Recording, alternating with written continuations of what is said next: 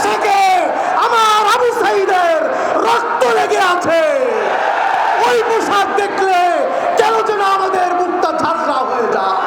আগের বাংলাদেশ আর এখন আর বাংলাদেশ এক নয়। আগের ছাত্র সমাজ আর এখন আর ছাত্র সমাজ এক নয়। আগের গণমানুষ আর এখন আর গণমানুষ এক নয়।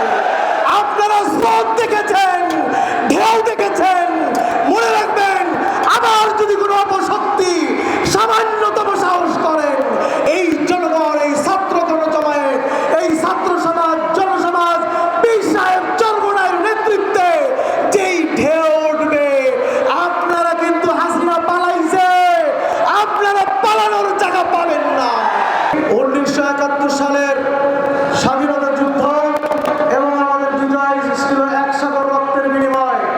তাহলে আমরা বলতে পারি এই 24-এর স্বাধীনতা আন্দোলন এটা হয়েছে 1 নদী রক্তের বিনিময়ে। এই জালিম শাসক কত মানুষকে যে হত্যা করেছে আমাদের কাছেও তার হিসাব নাই। গণকবর খুঁজে পাওয়া যাচ্ছে বিভিন্ন জায়গায়। ও জালিম, তুমি যেথায় পালিয়ে যাও, মনে রাখবা বাংলার জমিনে তোমার বিচার আজ হোক কাল হোক হবে হবে হবে ইনশাআল্লাহ। প্রিয় ভাইরা আমার, জালিম শাসককে যারা সহযোগিতা করেছেন, পুলিশ ভাইয়েরা আজকে থানায় যেতে পারছে না। আমরাও জানি তাদের লজ্জা লাগছে, আমাদেরও ঘৃণা লাগছে, কি করব জানি না। এদেশের মানুষ পুলিশের ওই পোশাককে আর পছন্দ করছে না।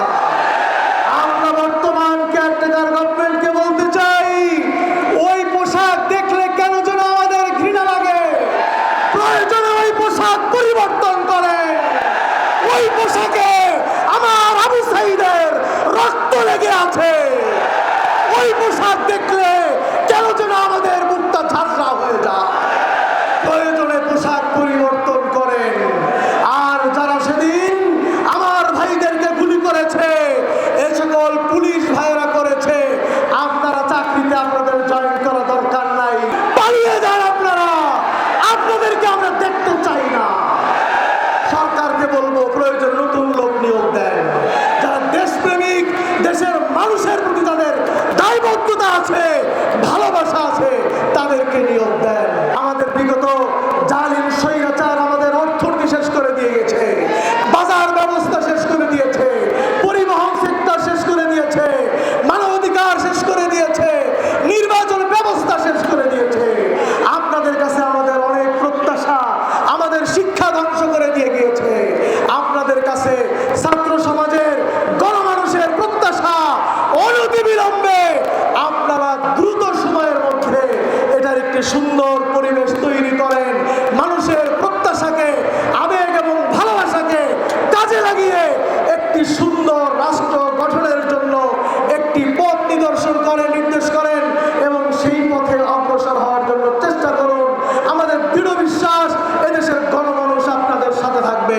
আপনারা যারা এখনো মনে করতেছেন আবার লুটের পথ ধরবেন, আবার দুর্নীতির পথ ধরবেন, আবার চাঁদাবাজি আর ছিনতাইয়ের পথ ধরবেন, যারা এ সকল চিন্তা করে করে এখন মন কলা খাচ্ছেন, আমরা বলে দিতে চাই, আগের বাংলাদেশ আর এখন আর বাংলাদেশ এক নয়। আগের ছাত্র সমাজ আর এখন আর ছাত্র সমাজ এক নয়। আগের গণমানুষ আর